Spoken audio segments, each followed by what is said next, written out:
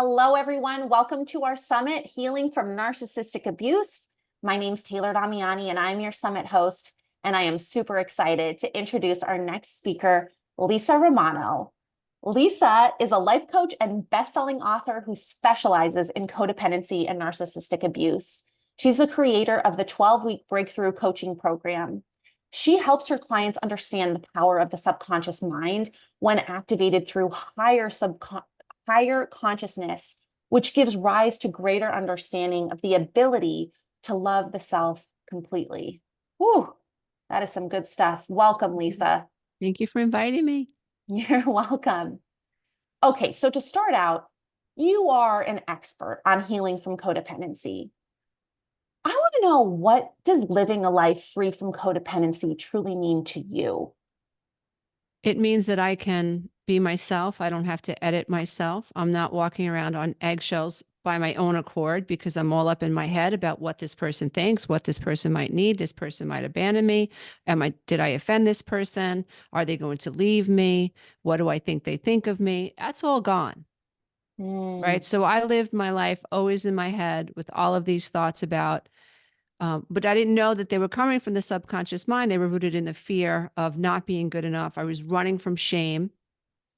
And as a child, I realized that if I shut myself down, if I looked at my mom or watched my dad, it became super hypervigilant. I could figure out how to make these people happy, thus avoid abandonment, avoid rejection, avoid criticism, and run from fear and run from shame.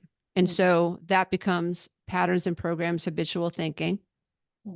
And so to live a life outside of that is to feel like I am connected to my true self.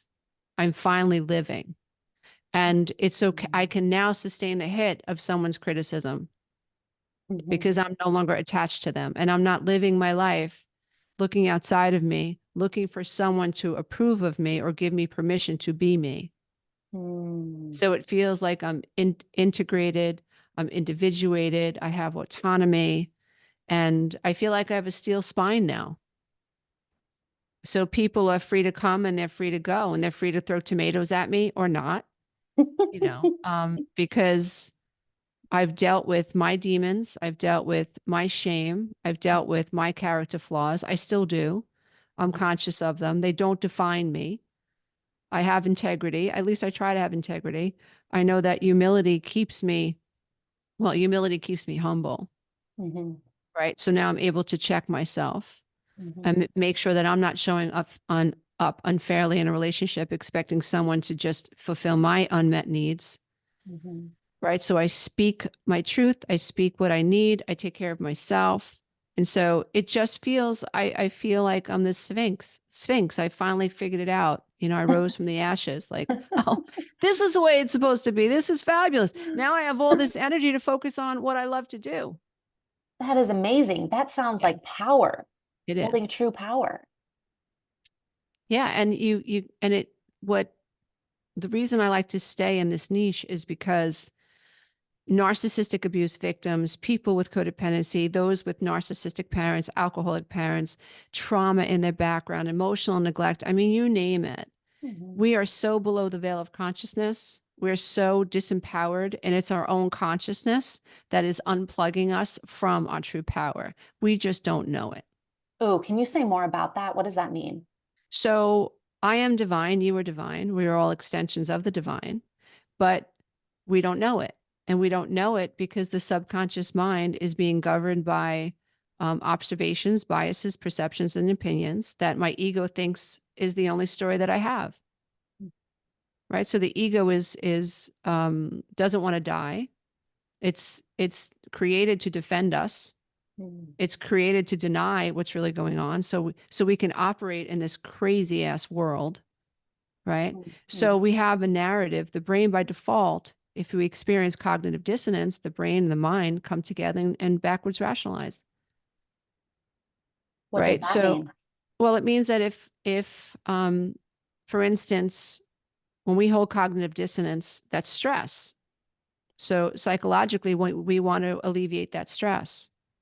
And so if I call you and your brother, your sister, your mother, your spouse says, oh, Taylor went out with Danielle today, right? And I think I thought we were supposed to hang out, Mhm. right? But I got it wrong. So I don't like the way that feels. You're abandoning me. I feel left out. I have some cognitive dissonance over that because I'm also codependently attached to you Mhm. and can't live without you per se. So this tension in my body, I come up with the rationalization. Well, maybe Taylor's mad at me because I said something last week. Now that fits the narrative of the ego. Well, I'm not good enough. Mhm. You know, you have nothing to offer the world. You should be lucky Taylor's still your friend. So that fits the superego's narrative. And Mhm. so this cognitive dissonance, like, uh-oh, the stress, well, backwards rationalization is going to mirror the false narrative of my inner child. It's my fault. And it's my Mm. fault because I'm not good enough. Then, oh, Taylor not talking to me makes sense. Mm. Mhm. Right. So what what to me, there's so much hope in working with people who have narcissistic abuse if they can get this concept, because you have the potential to connect to your true self.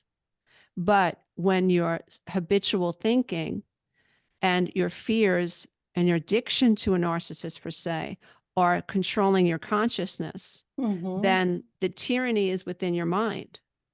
Wow. So it's really not the person that's controlling you. They're in your mind now. And Fascinating. you're being controlled by the false beliefs. You're being controlled by unmet needs. You're Mhm. being controlled by intermittent validation, the need to please somebody, Mhm.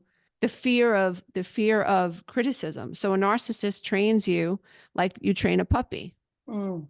Mhm. a little bit of treats at a time. And then I withhold a treat, and that puppy's addiction to me becomes stronger. They become more obedient. Mm. And Like so now gambling. it's in my mind. Mhm. Right. So, but I don't know that. That's why I always talk about in all my classes and coaching and YouTube videos, everything, you name it, podcasts, you have to awaken. You have Mm. to learn to observe the way your mind is interacting with these internal experiences as well as external experiences. I mean, my ex hasn't changed. He's still the same person. Mhm. But before I awakened, to me, he was a giant and I was a grasshopper. Mm. And Mhm. so I came and showed up as a grasshopper. It was in my head. He helped to create that. You're nothing without me. Mhm. You're crazy. Even your mother doesn't like you. So this type of Mhm. that him speaking to me over, you're nothing without me. I rescued you. You'd be nothing. You'd be nothing. You are nothing. You're crazy, over and over and over. Mhm. He's reinforcing this idea that I'm a grasshopper. Yeah. Wow. So now the thought is in my head and I'm operating as if he's right and I'm wrong and I need his approval. Mhm. But when I started to figure this all out, he became the grasshopper. So no longer was my mind under control over this illusion or the consequences of narcissistic abuse or emotional Mhm. abuse, psychological Mhm. abuse. So the transformation happened in my mind. And once you connect to that, that's when you can develop what I call a steel spine. Okay. So how do we go from grasshopper to Sphinx? Hmm. How do we begin to do that? How do we begin to discover or reclaim our sense of self or create one if we never felt like we had one to begin with? Hmm. Well, codependents usually don't have a sense of self, and a narcissist has a grandiose sense of self, right? So we're both screwed, whether a codependent or a narcissist. But it's just not good, dear ones. It's just not good, you know. But at least a codependent has the ability, and I think that's a big dividing line. Like, as if you're codependent and not a narcissist, you can develop introspection. And even though it might hurt you to see what you see, you have the ability to see the big goal. You have the ability to see how I participated in this dynamic unconsciously, perhaps by not setting a boundary, perhaps by hiding behind a narcissist, perhaps by not asserting myself, not knowing what my needs are. Mhm.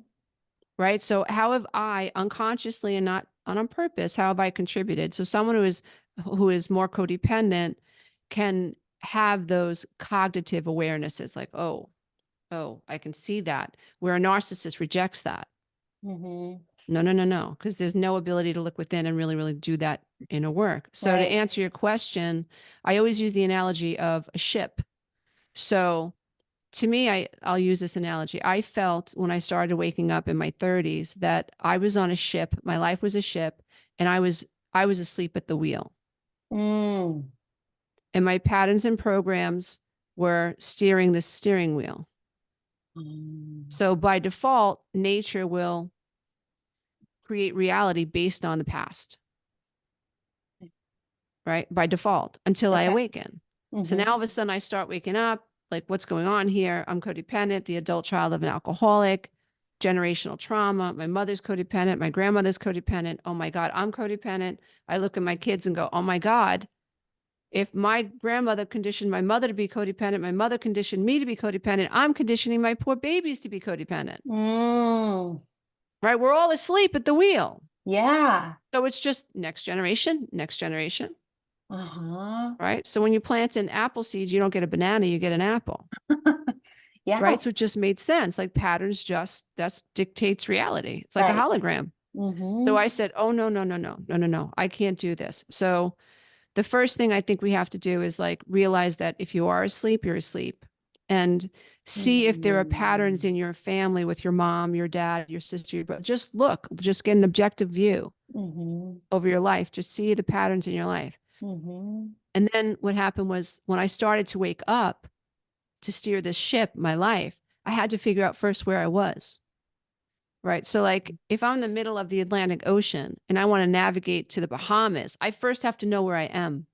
Mm-hmm. Right. Right. So, it's important. So, if I'm a grasshopper, I have to accept that I'm a freaking grasshopper. Um. I'm unconscious. I'm codependent. This is narcissistic abuse. My mother's an alcoholic. My father's a narcissist.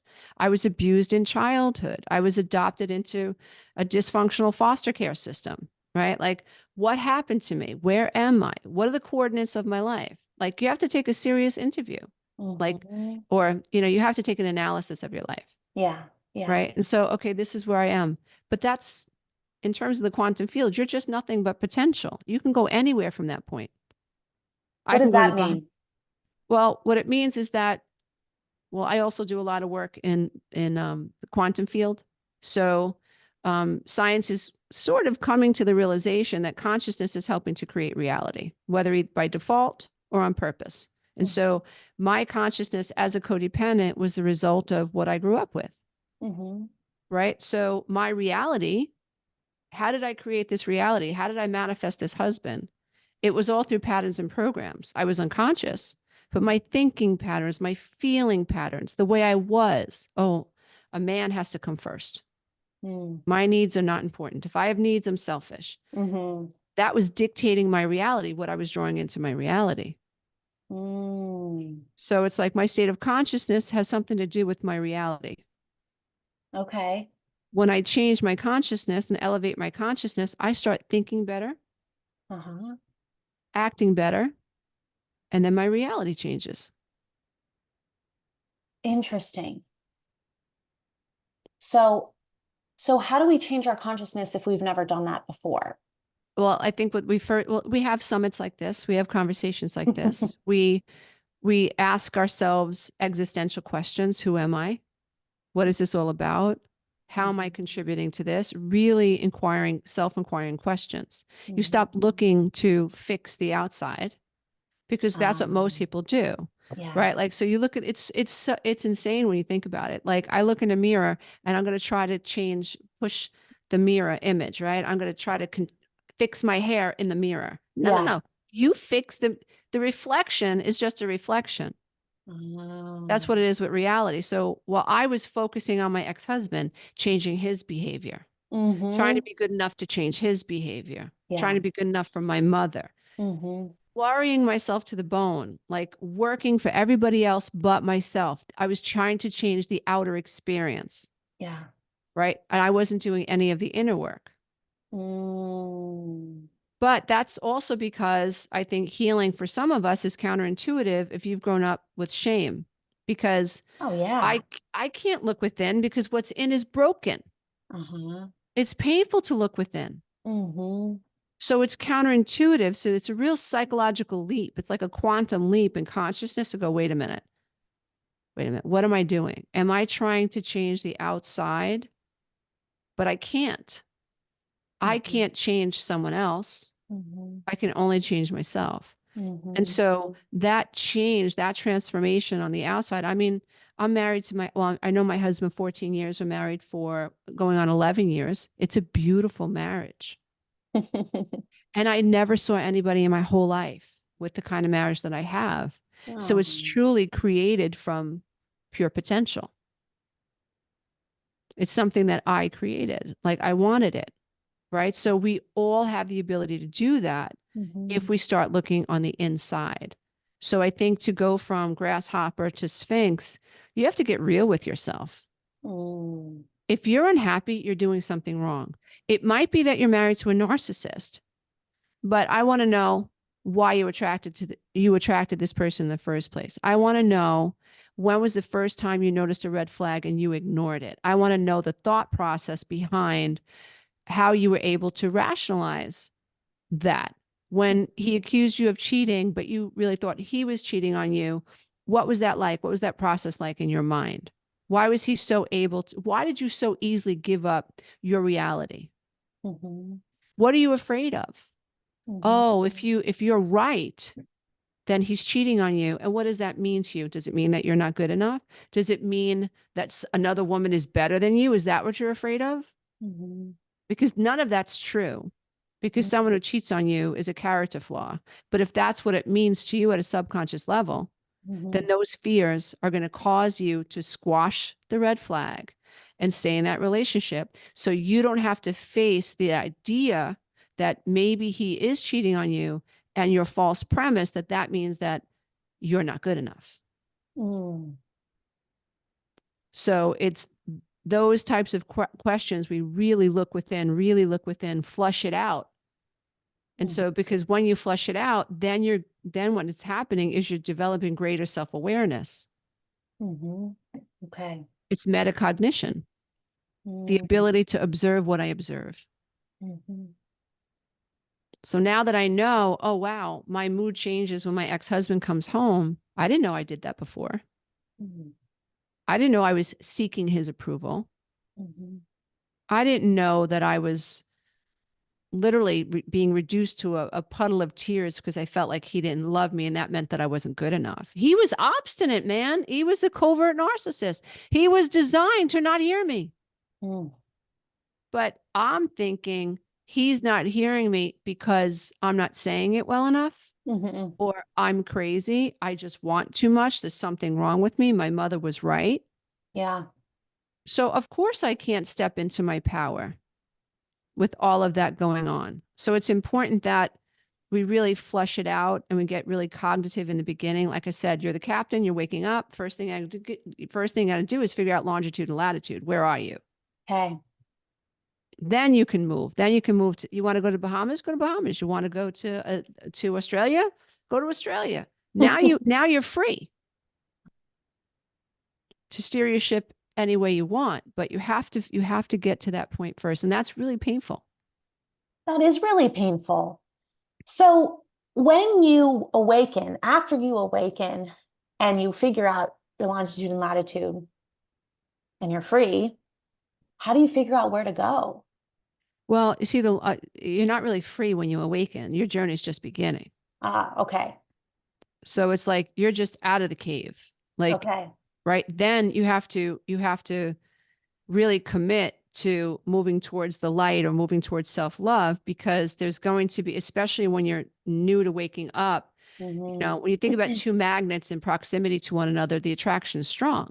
But the further you move the magnet away, the less strength it has. The less strength attraction there is between the two of them. So you have to keep that concept in mind. So as you intellectually move away, psychologically move away, emotionally, spiritually, physically move away from this break, you're going to get stronger. And that pull back into that cave is going to become less and less and less. That's why no contact is such a powerful concept. Gray rock, I say shutty, shutty, like just become the most boring person in the room. Yes them to death if you have to, but give them nothing, right? You're reducing that connection to them. So waking up is just the first part of the process. Got it. You have to make a commitment to keep moving away from the negative and towards your higher self or towards the love within, right? So, and then what we have to do at that point is you need some tools, right? Yeah. What am I supposed to be doing now that I'm awake? You're supposed to be seeking your own approval. You're supposed to be journaling about what makes you happy. A lot of people don't know. What makes them happy is making a narcissist freaking happy. What makes them happy is just not upsetting a narcissist. That's not the same as being happy. But an abuse person, someone who's struggled with abuse their whole life, that's their idea of happy. Oh, he's not mad at me today. Yeah. Oh, he had sex with me once this month. No, dear one, that's not happy. That's not even survival. All right. That's like bare minimum. That's like worse than breadcrumbs. But you don't know that because that is better than what you've known. But it's not enough. Love is you feeling empowered and capable of making decisions from logic and reason that is based on this idea that love feels good. Love is, it makes you feel expansive. It's supportive. It doesn't pull you down. It makes you feel like you're a sunflower and every day you're growing a little bit more. That's what love feels like. And you shouldn't settle for anything less. And you're better off being alone than in that.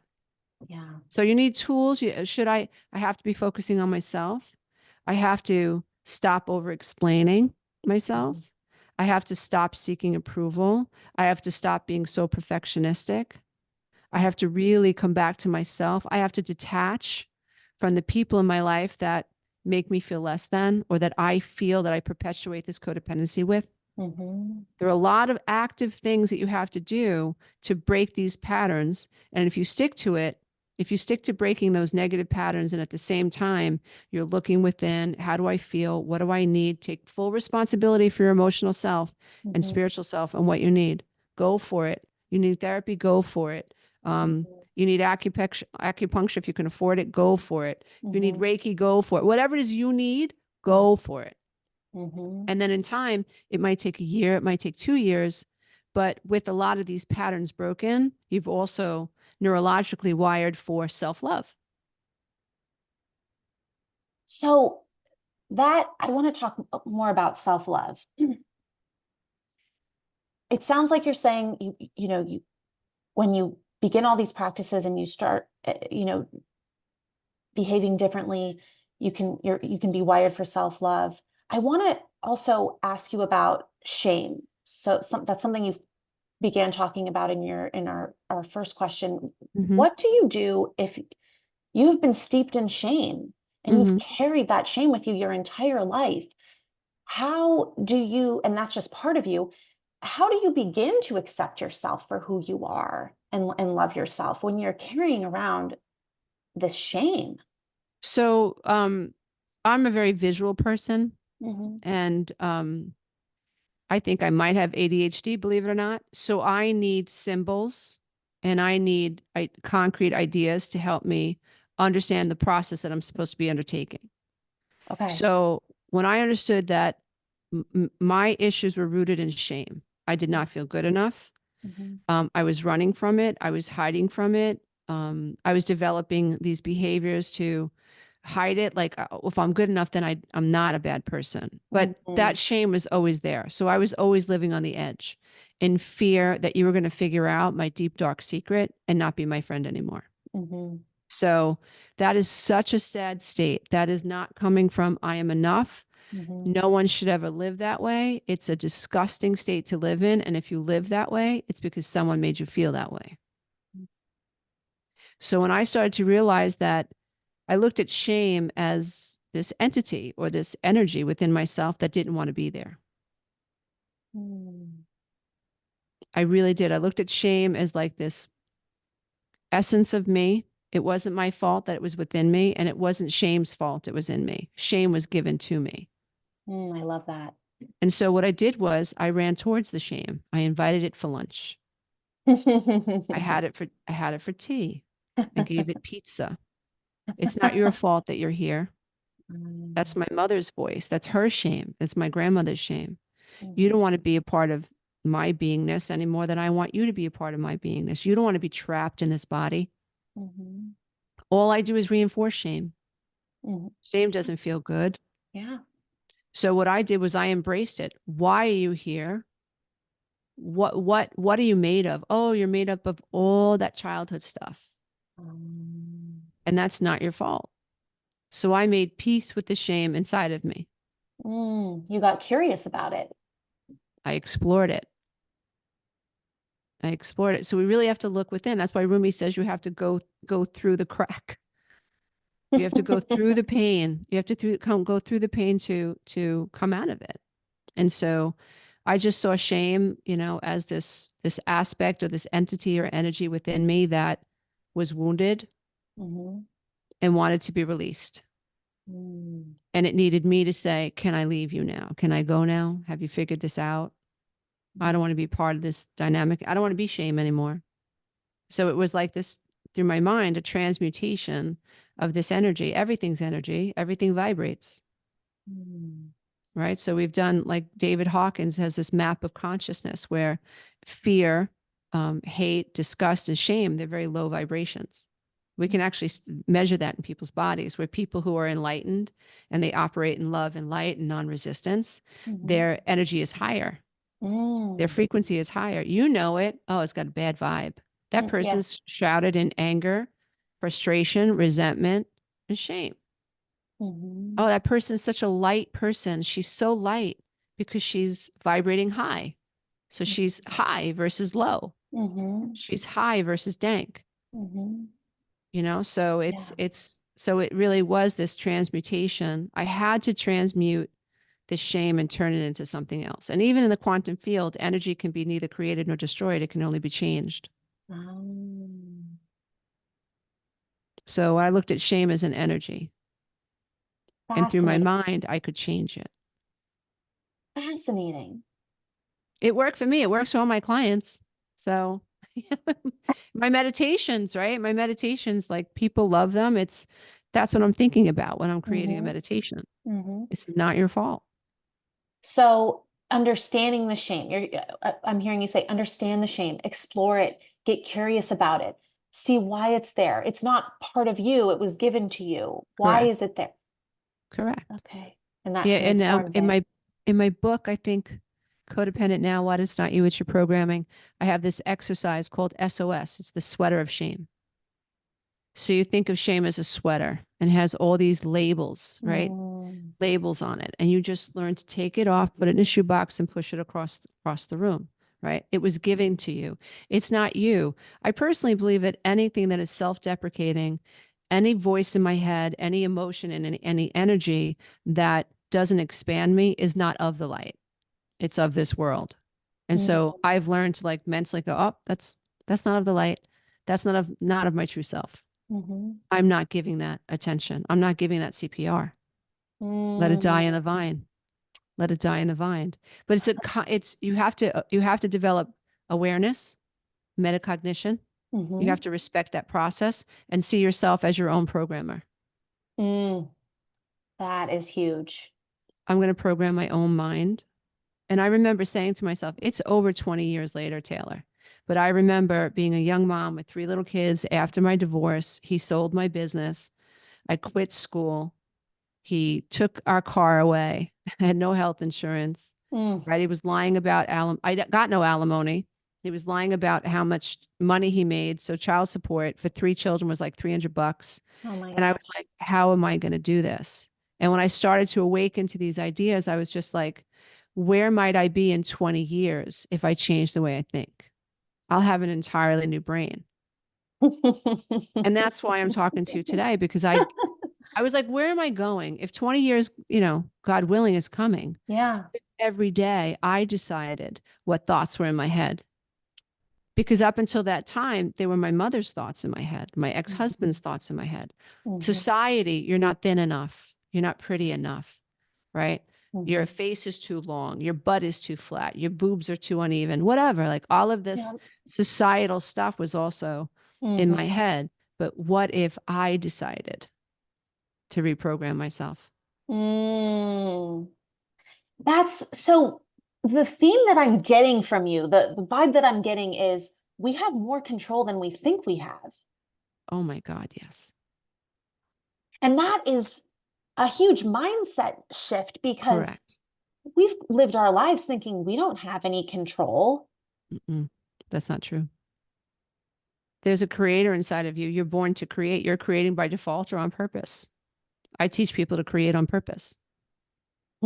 The nature of being a human being, right? If you believe in a creator, right? We're all created in the image and the likeness of a creator, right? Okay, fine. Well, creator creates.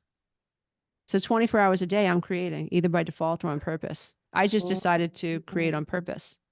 I realized like, Lisa, you're either thinking from fear or you're thinking from love, right? So what if you just made every decision based on love? Face the fear. So in other words, when I got divorced, I had to go through fire and brimstone, absolutely, but I did it out of love for my children. I was willing to go through that fire because I was going to either do it or die trying, teaching you something different. Wow, that's And I had amazing. no idea where I was going to go. But you see, now I understand looking back, like I was invoking the power of creation. I was saying, I'm in control. I'm not doing that anymore. I'm doing this, which was very different. Very different. Very different. That's why I kind of, even with Coda, I went to Coda for a long time. Mhm. And I'm not knocking it, just my personal experience. But Sure. what I kept hearing over and over was that I had to wait for some power outside of me to remove my flaws. I was like, that's just not true. Oh, Then that yeah. means I'm a victim. Hmm. And now you're taking responsibility away from me because it's not my fault if I remain codependent and enable and people please. I just have to wait for this big guy in the sky to remove this character flaw. It didn't make sense to me. Yeah. So then I was like, no, like this subconscious. And then I studied the subconscious mind. I studied hypnotism. Hmm. And it was like people, even people with multiple personality disorders, like facial features can change based on what they believe in their personality as the personality shifts. That's powerful, Yeah. So whether a man thinks he can or can't, he's right. Right. So it's just like the power of belief. And then I Wow. interviewed Bruce Lipton and also Dr. Perry, the psychologist who actually worked with the kids in Columbine. So, and they were just like reinforcing what I said, that your belief about who you are, what sets the stage of creation in your life. Mm. So when I did an analysis like, well, what if I grew up in a really healthy home with a nurturing mother? I probably would have finished nursing school. I probably wouldn't ended up with an eating disorder. I probably wouldn't have had clinical depression, suicidal ideation, and panic attacks or panic disorder. Probably wouldn't marry this knucklehead. Mhm. I would have seen, oh no, this is not good. I deserve better. But me thinking I deserve better, my mother, you're selfish. Mm. So the fact that I'm suffering, I associate pleasure with because maybe my mother will see me as selfless and love me if Mhm. I am throwing myself against a wall in this marriage. Yeah. Right. So Yeah. hence my reality. But those are all rooted in beliefs. Mhm. So understanding epigenetics, when you change the way you think and change the way you look at things, your brain also changes. How do we change the way that we think? How do we change what we believe about ourselves? Well, I think the first thing I always do this side by side analysis, like, well, if I think this and this is negative and that was the result, then I have to start practicing. That's why I use meditation every single day, about 45 minutes every day, sometimes twice. Mm. Um, so you have to slow down your mind so you can catch that thought. You have to police your own thought. You're not your thought, you're the observer of your thought. Mm. Again, being So in control, not letting the thoughts be in control, but you're in control. you have to detach. You have to detach. You have to find separation. Like I have to observe my mind. Mhm. So it's almost like you're above, and you're watching two cars on a highway, right? And you get to decide which way the car goes. Am I getting off the ramp? So if my negatives, my thoughts, I observe, let's say I have a negative thought about someone, even someone that I love. I'm human. I have those thoughts like that, right? Like, oh, the pain in the ass, whatever. I have those thoughts, Yeah. but I've milked metacognition and the observer within me to such a degree that I can catch that thought and go, Lisa, you don't want to think that thought, Mm. right? You want to think another thought. Mhm. And then all of a sudden I step into whole object constancy. So now I see that, yes, this person can be very annoying, but this person also has a very wonderful heart too. And when I needed them, they were there for me. So I come out of ego consciousness, I expand, and I see the whole person. And I also see my role in it because I'm contributing to my energy is going to contribute to how this person receives me and treats me. So I take responsibility for that too. Mm. So it's an amazing, mature way to live your life if you can get there.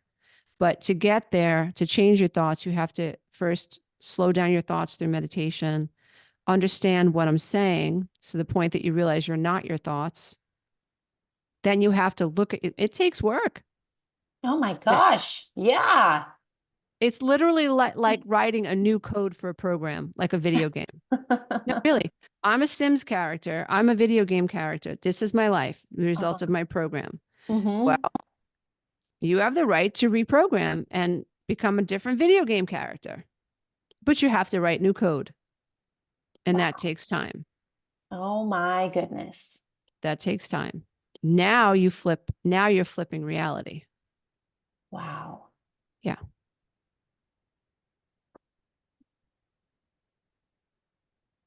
I'm having so many thoughts come up. Um, do you ever get the question from clients about fearing that control, fearing that power, fearing that potential? Yes. Yes. Because when we accept this power, we accept responsibility for our lives, for our happiness and our sadness. Mm-hmm. So that was a struggle for me because it was always someone else's fault, right? Like, so if I'm unhappy, it's because my husband refused to mow the grass when I asked him to. And then I had to do it. Mm-hmm. So now I'm playing the martyr, right? Mm-hmm. Like, and now I get to persecute him because he didn't do it. Mm-hmm. Well, I should have not mowed the grass. If that was agreed upon that he was the person that was going to mow the grass, I should have let it grow, right? And then hired a landscaper perhaps. But to contribute to that drama triangle where I'm like, I asked you to do it, you didn't do it, you're a bad guy, I'm the good guy, right? And now I'm going to bitch and moan to you because I had to Mm-hmm. go cut the grass and Yeah. I couldn't go get my nails done, right? Like I contributed to that whole thing. I enabled him by Mm-hmm. doing it because that's what he wanted me to do. So he didn't have to do it. And I also got to play the part of the martyr or the victim. Right. Mm-hmm. So when I had to have a serious conversation with myself, because I was just like, if you do this, you don't get to blame anybody for anything anymore. Oh. If you do this, if you're happy, it's because of you. And if it's sad, if you're sad, it's because of you. Woo! If you succeed, it's because of you. And if you fail, it's because of you. Wow. That's a serious conversation. So, but I think being a mom and knowing that I had to break this cycle, I had a grandmother who committed suicide. I had a grandmother, excuse me, who was an alcoholic. Um, my mother died at the hands of my father's narcissism. So my uncles died alcoholics, terrible, terrible deaths. Um, my brother and my sister have tragedy in their life. Mm. So being a mom, I just saw like, if I don't get this right Yeah. and I'm not here to baby them and wipe their butt for the rest of their lives, Mm-hmm. they start feeling sorry for themselves. They're going to think everybody else is responsible for Mm-hmm. their success. And that's just not true. Mm. They can make it, but they have to change the way they're looking at things. Mm-hmm. They have to take supreme responsibility for what's going on in their mind Yeah. because their life is going to go either left or right, depending on what they focus on. Mm-hmm. And I didn't want that for my kids. Mm-hmm. So that's why they hear me say, well, mommy's had a bad day. I'm going to go meditate, or I have to journal about this. I have to go work this out. You know, I'm not going to blame anybody else for what's going on. I'm the owner of my business. If something's going on in my business, then I just didn't catch something. I wasn't paying attention. So I'm not going to blame this person. I'm not going to blame my husband. I'm not going to do this. I got to figure out where I lost control, where I started to feel sorry for myself, where I started to blame other people. And then I have to fix whatever's broken so it doesn't happen again. Because I love my kids so much that I want them to have that much emotional resiliency. I don't want my son blaming his boss for why he got fired if it's my son's fault, because his life is going to suck. Yeah. And he's never going to be powerful if that's his attitude. I want him to go to work, be the best electrician he can, be the first one there, last one to leave. I want him to work with integrity. I want him to be fair. I want him to be conscientious. Your boss is paying you to do a job. Do it well. Do it better than he expects you to do it. And you'll always be okay. You won't ever need me if that's the case. And that's what I want, because one day I will perish from this earth and I won't be here. Yeah. And the idea that we're all created in the image of a creator and that we can create and we're not talking about it and we're not doing it and we're not teaching it is the reason I teach it. So my little 7-year-old niece, she says to me, I said, can you draw me a picture of that fish? Sure, Aunt Lisa. I said, hey, where does that image come from? And she just looks at me. I said, where did it come from? It's on the paper now, but where did it come from? I don't know. I said, it came from your brain. So now she's already starting to think, where did this come from? I want her to have some conscious awareness that there's some mental faculty happening with her in her mind that allowed her to create the vision in her head and put it on paper. That's what creation is. I see it in my head, whether I'm conscious of it or not, and then I create it. The mental field is a piece of paper. And it reveals to us what's going on. If I'm with a narcissist, that's revealing that I'm probably a codependent. And I grew up with trauma. That's what it's saying. Like if I'm being screamed at and yelled at and I don't know how to set a boundary, what it's really showing me is that I never learned to set a boundary. It's showing me something about myself that's on the inside. So that as I start loving myself and setting boundaries with myself and not tolerating this, I have a healthier relationship. That healthy relationship is showing me what's going on inside of me. Does that make sense? Yes. Yeah. So that's why I say to my niece, where did that picture come from? Oh, inside my head. Exactly. Yeah. Just like your relationships. If you have a good relationship that's coming from inside your head, the way you see yourself, the way you treat yourself, the way you treat other people, it's a picture in your head. So you're teaching people to have autonomy over their lives. Oh, yes. Complete control over their life. But you need consciousness. You have to develop the ability to have I call it a stabilized awareness. You can't be all over the place. What does he think? What does she think? I got to do this. I got to do that. You can't do that. That's got to stop. You need ground zero. You need a stabilized awareness. That's why meditation is so important. But also, Taylor, you and I both know that some people will hear this and it'll click and they'll be like, I'm on it. I want that. Whatever Lisa and Taylor are talking about, like whatever I have to do to get that, I want some of that. And then there are people who are just not ready for that level of commitment. Right. But if you have someone who's like, I'm on it, I'm going to do it, their life is going to change. But the person who doesn't act on it, their life is not going to change. It's not because there's a conspiracy theory out there or the universe is out to get you. That's the other thing I hate when people say, oh, the universe is trying to teach me something. The universe doesn't care. The universe is indifferent. The universe is indifferent. The universe is just responding to what's being offered, period. That's the way the quantum field works. And for this to be a free will zone, the laws have to apply to everybody. The law of thermodynamics, the law of causality, the observer effect. It has to be the same for you, same for me, same for people in Australia or Switzerland, wherever. The laws operate the same way. So there's when we start obeying those laws, and we use them consciously, then our life changes, then reality changes. If someone's listening to this and they go, oh, that was a nice free summit. Very interesting. I enjoyed that conversation very much. Nothing wrong with that.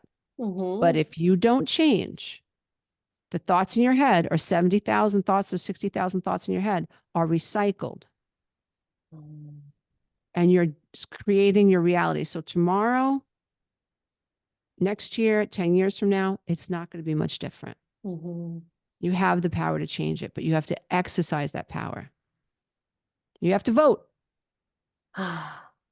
Yeah, yeah, yeah. You have to go out and vote. Yeah, you have to go out. You can't be passive. You Yeah. don't have a right to complain about anything that happens if Mm-hmm. you don't, you know, exercise your rights as a conscious human being. Yeah. And I think that's what spirituality is all about. That's what, philosophy is trying to teach us. It's like even the quantum field, like you have the ability to create the life that you want, but you have to do it. So you have to stop the train that's moving in the wrong direction. That's really hard because it's Mm. not a matter of controlling the narcissistic husband. You're controlling your own stream of consciousness. So you got to stop looking outside of you and you have to start looking inside of you. Damn. But it works. But it works. It works. It works. It works. I mean, when I think about, I could shudder when I think about what if I didn't do this work? Where would I be? I would probably be dead. Like, I'm not kidding. I was getting inflammatory illnesses. I would probably be dead by now. And I don't even know where each of my children would have been. Oh my gosh. And now here we are. I'm remarried. He has 3 children. I am an active role model in each of his daughters' lives. Their lives have improved. My children's lives have improved because of my husband. So we have 6 people, 6 human beings who are now with spouses. So that's 6 times 2 is 12, right? So when I think about the work that I did eventually led me to a point where I am now draw my husband into my reality. So now we have 12 other human beings who are benefiting from this healing. Now I have a granddaughter who I'm teaching my daughter about childhood programming and the need for her to feel seen. It's just, so source is expanding through me, right? Beautiful. And now expanding through his daughters and my daughters. So I believe that healing and recovery is that important. It's the battle between light and dark. Narcissist is dark. They like the dark. They want to keep you in the dark. So if you want to think about spirituality, like, is there a battle here between good and evil? Yeah. Yeah. And every time I coach someone and they have a breakthrough, it's like, yes, we scored one for the good guys. The evil did not get you. You tried darkness, but you did not win. Oh man, this is such good stuff, Lisa. This is such good stuff. It's awesome. I believe in it so much. It's just I don't think you can create as much content as I create if I didn't really believe it from my toes. Oh, for sure. For sure. Yeah. And it's more and more solidified every day of my life that this is the way it is. And now I can see the connection to the quantum field and how our potential to create the lives that we want is hijacked by being in a narcissistic relationship. I can't create the life that I want because I'm detached from who I am. Yeah. And the narcissist wants that. And narcissists in society want that. We're being programmed all the time. We're gearing up for the election. And I say, I give a shit who George Clooney is voting for or who Taylor Swift is voting for. I don't give a damn who they're voting for. How dare you use your media influence to brainwash people? I don't care who you vote for. That's not the point. My point is the idea that we are being brainwashed by such strong media influences covertly, shamed into thinking that that's wrong, or you shouldn't think that. You should never talk about that. It's a form of narcissistic abuse. We're being shamed. If I can't have a conversation with you, the other person on the other side of the aisle, and I can't hear you and you can't hear me. Yeah. Right? Something's very wrong. Yeah. Yeah. And you just follow the money, right? So I really do not like, and anybody, especially the younger generation, like they're being brainwashed. Like you're going to vote the way Taylor Swift tells you to vote, and you're not even going to look at both sides of the equation. Is that not brainwashing? looking externally. It's doing what we do in codependency instead of Correct. looking inward. Correct. It's too scary to look within and take responsibility for what I think and separate from you because you might not like me. Mhm. Oh, well, Yeah. be the Yeah. outlier. Be an individual. Make a decision based on autonomy. So I think we're being programmed, through media, through beauty industry. The older I get, I'll be 59 next month. And I say, these Revlon models are like 10 now. Put a 65-year-old lady up there, an 80-year-old Yeah, lady up there. I might be seriously. impressed with that. Yeah. But this, Yeah. this idea that aging is bad. No, it's not. You're lucky to be alive. Hmm. Don't let anybody tell you there's something wrong with gray hair or wrinkles. It's nonsense. So true.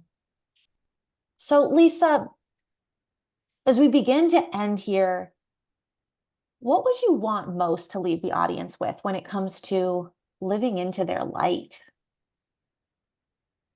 I guess I know how hard it is, but I think we all have to recognize that we're all born to live below a veil, and we all do it. We all operate below a veil until we awaken and we see the veil. And it takes courageous people to be able to see that and do that work, because you might have to end relationships with people that have hurt you, but also you emotionally and psychologically, subconsciously may feel like you need them in your life. Right. So you might have to individuate, you might have to detach and become your own person. That's really frightening, especially in a narcissistic family. It's really frightening. Yeah. But if you find the courage to do that and you live above the veil of consciousness, you help me, you help everybody, because that is you leaning into the love that you are. You're already enough. Mhm. You have innate gifts. Nobody can do what you do the way that you do it. Nobody can say it, whatever has to be said, the way you can say it. Nobody can express it the way you can express it. And when you step into that, you pave the way. You're a trailblazer for other people to awaken and find the courage to do that too. So I think it's important that everybody realize, no matter who you are, up until the age of 7, you're in a hypnotic brainwave state. It's hypnotic. You're in a theta state. That means you're brainwashed. After 7, whatever was downloaded into you before the age of 7 becomes your base programming. And from that point, you're recreating, whether you realize it or not, your reality, very much your reality, based on this programming. So if I'm abused before the age of 7 and I don't feel good enough and I carry shame, well, I'm a shame-based 12-year-old with suicidal ideation. Why should I live? Mm. I'm creating that Mhm. unconsciously. I'm attracting people that maybe I get involved with drugs because I'm so lonely. Then I attract that and I attract that. But before the age of 7 set me up for that. So that's not your fault. Mhm. It's not your fault. So you can rescue yourself. You can reparent yourself. You can reprogram yourself. But it's really important that you understand this veil thing, that all human beings are living below the veil and acting out patterns and programs. They just Mhm. don't know it. Mhm. But if you know it, you can change your life. You can move in any direction you want, because the field of potential is nothing but pure potential. I'm proof. So powerful. So incredibly powerful. Great. It's true. I think it's powerful because it's true. Mm. You know, um, and I get pushed back. People say, "Oh, it's impossible to heal that." And I say, I just don't believe that. I You're think it's, proof. yeah, it is. I mean, yeah. I mean, I sought after people. I think therapeutic modalities have changed a bit since 30 years ago, but I was seeking help. Mhm. But everybody was just saying that I was negative, right? Therapist, you're a negative thinker, or you're not loving your husband enough, or never asked me about childhood, never asked me about why I felt this way. Just what I was presenting was anger and depression, and we focused on that. Mhm. But what about why? Yeah. Yeah. Why? Yeah. Why am I so sad? Why am I so depressed? Why do I feel so lonely? Mhm. Why do I need his approval? Why do I crumble when he criticizes me? Why do I feel not good enough? Why do I put everybody else ahead of me? Why am I so perfectionistic? Why am I afraid to color outside the lines? Mhm. Why do I feel like the minute I don't do what someone wants me to do, they're going to abandon me? Why am I always afraid that someone's going to see a flaw in me? Why don't we investigate why I feel this way? Mhm. Right. So I do think the modalities have changed. Thank Kevin. I think that all of this talk, gaslighting being the word of the year, Mhm. fabulous. Thank God. Now we're not only talking about narcissism, we're talking about the actual abuse victims. And it should be said that abuse victims are the ones who seek therapy, not the narcissists. Yeah. Yeah. No, and is it really only 1% of the population? How do you know that if narcissists don't go into therapy? Exactly. That's a riddle to me. Oh, only 1% of narcissists, like 1 out of 100 people. I'm like, oh, Yeah, how do we know that? that's not my experience. Yeah, or I could mine. think of 3 right off the top of my head, and they're all females, Mm, mm, not male, all mm, females that are wreaking havoc on their children's lives and friends' lives, spouses' lives. 3 off the top of my head. mhm. Yeah, So, more common than we think. so if you're involved with someone like that, you're not going to change them, change yourself. I love it. I love it. Awesome. I'm so happy. Thank you for Lisa, what you do. thank you. Thank you for being here. Thank you for Sure. sharing your wisdom with us. I think this Sure. is going to touch a lot of Good. people's I lives. hope so. Believe in yourself because you are a creator Mm. and you can create on purpose, Oh, but it's going to take effort. It so might take you beautiful. a year to get it, but it'll be the best year of your life. And you won't even believe how empowered you feel. You'll be completely transformed. And from that point, it'll only get better. I hope that people can take these words into their Mm-hmm. heart Yeah, me too. and begin to live them out. Yes. Yeah. Let the love in, let the love out. You'll be fine. Well, Lisa, thank you from the bottom of my heart. This was Yeah, me amazing. too. Thank Great. you. Thank you so much. Pleasure to be here. Bye, everybody. Thanks for watching, everyone, and I hope that you enjoy the rest of the summit.